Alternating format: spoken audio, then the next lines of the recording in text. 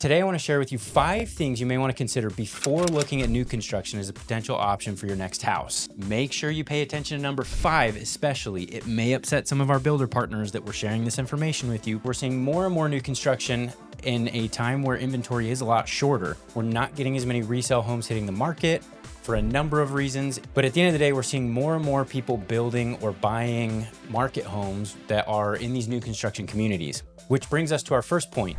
Is new construction more expensive or more affordable than a resale home?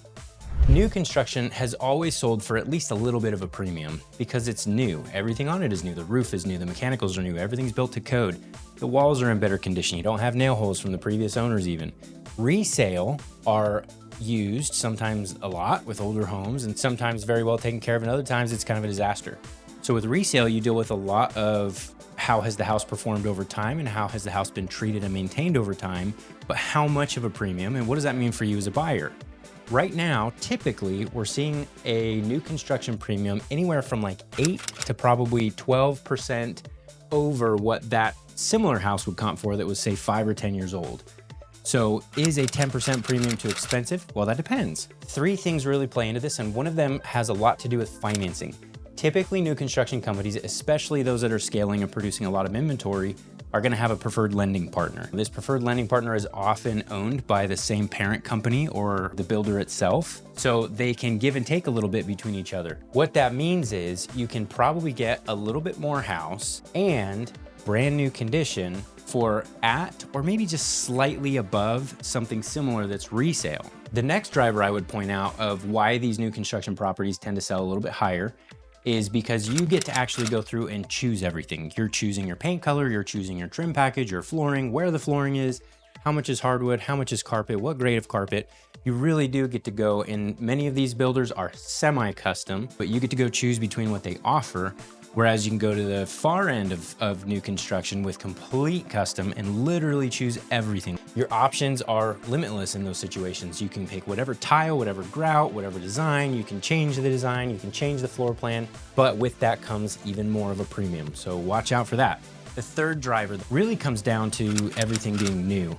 Let's pretend that a roof is $15,000 to replace. If you buy a house that's 15 years in and hasn't had a new roof, you're about $10,000 into the use of that roof. In new construction, you know what kind of roof material is going on.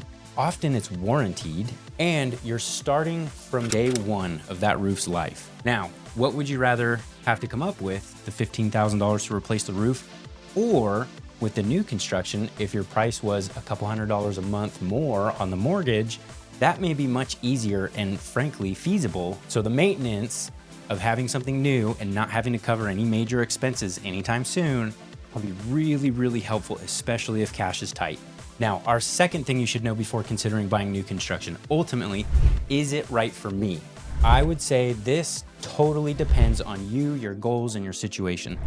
If you think you're going to be in an area for a long time versus maybe just a couple of years, that could really have a heavy impact on what we decide here. Typically, markets are going to appreciate anywhere from 4 to 6%. But if you're 4% per year, then it's going to take you 3 or 4 years to get back to that same price that you bought the house for. If you're going to potentially relocate even in the next 2 or 3 years, and you don't stay in it long enough to where the resale appreciation kicks in to catch up to that price, then you could be looking at a pretty tight closing, if not even bringing money to closing, trying to sell that house too fast. Number 3, things you need to know before considering buying new construction.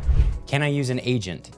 It is almost always the case that a builder will cover any agent fees that are involved in the process. It is also really, really important to make sure you understand that builders are trying to sell their own product. Much like a car salesperson is going to try and sell the cars that they can sell to you, whether it's Toyota or Ford, they're going to try and sell you the best Toyota for you, the best Ford for you. They're not necessarily looking for the best car for you across the board. What that's highlighting is there's a big difference between representation and a customer relationship. As an agent, we have the opportunity of working with a lot of different builders, and not all builders are created the same. Not all cars are made the same. Not all agents are made the same. Some builders are great for one person and not necessarily great for the other person. Pro tip on using an agent, make sure you talk to your agent before you walk into a model home or a new construction website filling out information. Oftentimes there are exclusions where if you go walk in and your agent wasn't with you or your agent didn't introduce the conversation, two things happen. Number one, you work with that rep. You don't get to choose a different rep. If you don't like that rep or if something doesn't go well, you don't get to change. Number two, often the contracts will actually exclude your ability to have representation if it's not a part of the initial introduction. Part of this process is making sure you have the best people around you. That includes the agent that's going to represent you, and that also includes the builder representative.